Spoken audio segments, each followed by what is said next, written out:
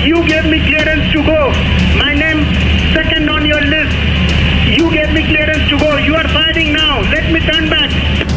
They have no Navy, they have no Air Force, they have no leaders, they have no nothing. Selama tensi di Selat Hormuz masih panas, dari dua blok ini, Keliga dan gula itu menghasilkan 7 triliun. sebagian besar impor BBM kita justru dari Singapura.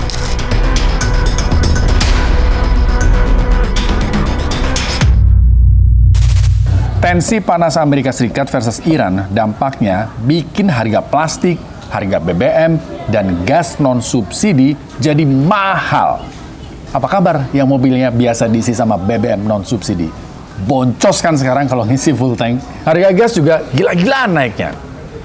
Yang masih pakai gas melon, bersyukurlah masih dikasih subsidi sama pemerintah. Tapi, semoga aja nih gas melon nggak jadi langka.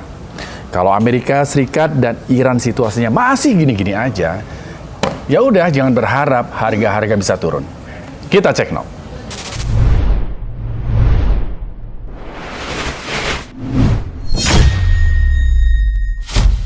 Tensi di Selat Hormuz sekarang mulai kerasa ke dompet kita. Lihat aja, pemerintah akhirnya naikin harga BBM non-subsidi. Harga gas non-subsidi juga jadi ikut naik. Dan ini jadi bukti kalau energi Indonesia sampai hari ini masih sangat tergantung sama impor. Kita belum benar-benar mandiri. Gas produksi dalam negeri kita belum cukup buat nutupin kebutuhan nasional. Jadi, mau nggak mau nih, kita masih harus ngikutin harga pasar dunia. Begitu harga minyak global naik, kita nggak punya banyak pilihan selain ikut menyesuaikan.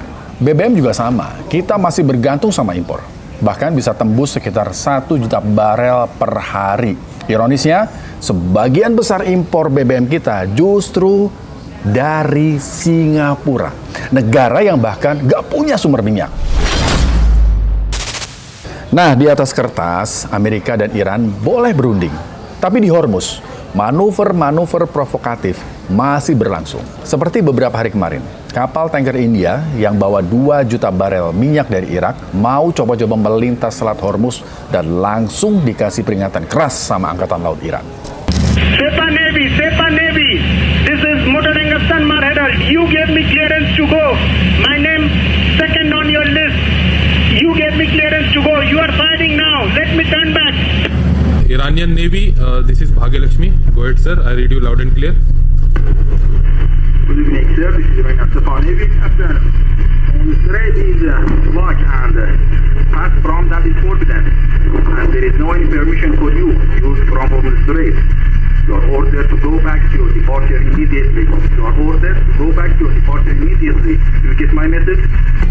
Okay, copied your message. I will turn back and there is no permission to transit Hormuz. That's correct, sir? Ini bukan lagi sekedar peringatan. Ini sudah kayak penegasan kalau kontrol di jalur Selat Hormuz itu tetap dikuasain sama Iran. Dan dari kejadian ini, Iran ngasih sinyal, nggak usah macam-macam sama Iran. Karena di Selat Hormuz, ini wilayah gua. Selama tensi di Selat Hormuz masih panas, pasokan minyak dunia masih bisa terganggu. Harga naik, pasar naik, dan ujungnya kita harus berhemat dengan makin mahalnya harga BBM. تنگه است که در کنترل کامل و هوشمندانه ایران اسلامی است. هر زمانی با مقتضیات خودش از این تنگه استفاده میکنه و آمریکایی‌ها باید بپذیرن که اینجا محل قلدری نیست، محل گردنکشی نیست، اینجا محل تواضع هست، محل ادب و احترام به ملت ایران هست و اینجا باید بدونه که باید به ملت بزرگ ایران سلام کنه، ادب کنه، احترام کنه و تقاضاهاش رو مطرح کنه. Pernyataan Bagher Ghalibaf ini jelas bukan cuma soal perang, tapi soal kepercayaan yang sudah hancur. Iran ini ngerasa Amerika Serikat nggak bisa dipercaya. Sementara di sisi lain, Amerika juga ngerasa Iran terlalu agresif. Jadi ya mau gimana? Di atas meja mereka ngobrol, tapi di lapangan mereka saling tekan. Iran pasti pengen kedaulatannya diakui, tapi Amerika mau kontrol tetap ada di tangan mereka. Masalahnya tambah ruwet. Soalnya di antara Amerika dan Iran ada Israel yang juga punya kepentingan sendiri. پیرو تدابیری که دریافت کردن نسبت به در واقع اعمال همون مقرراتی که بر تنگه هرمز از ابتدای جنگ 40 روزه داشتن دوباره اقدام کردن و این. Nah, lihat gimana Israel memanfaatkan situasi dari dua negara ini.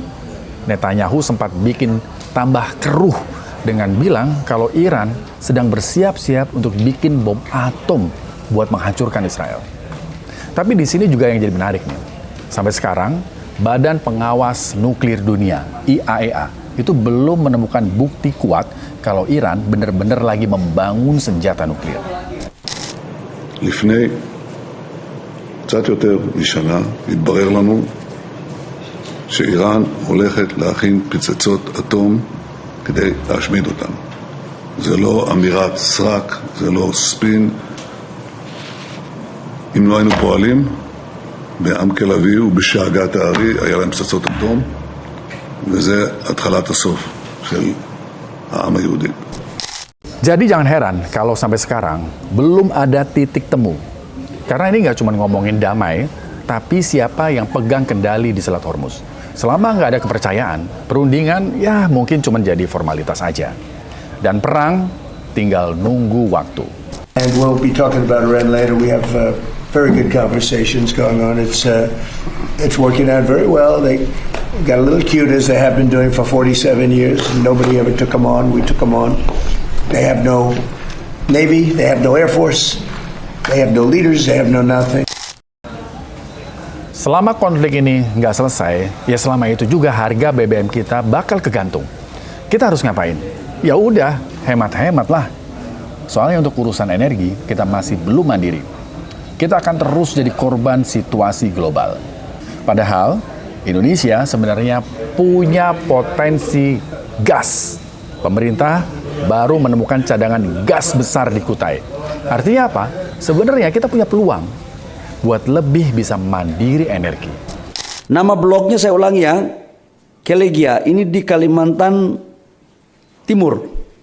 Bahwa sebelum ditemukan yang blok Kelegia, kita juga menemukan blok gula untuk gas dari dua blok ini, Kelegia dan gula, itu menghasilkan 7 triliun kubik feet yang akan mulai berproduksi 2028. Saya akan meminta kepada Kepala SKK Migas untuk mengecek jenis daripada gasnya.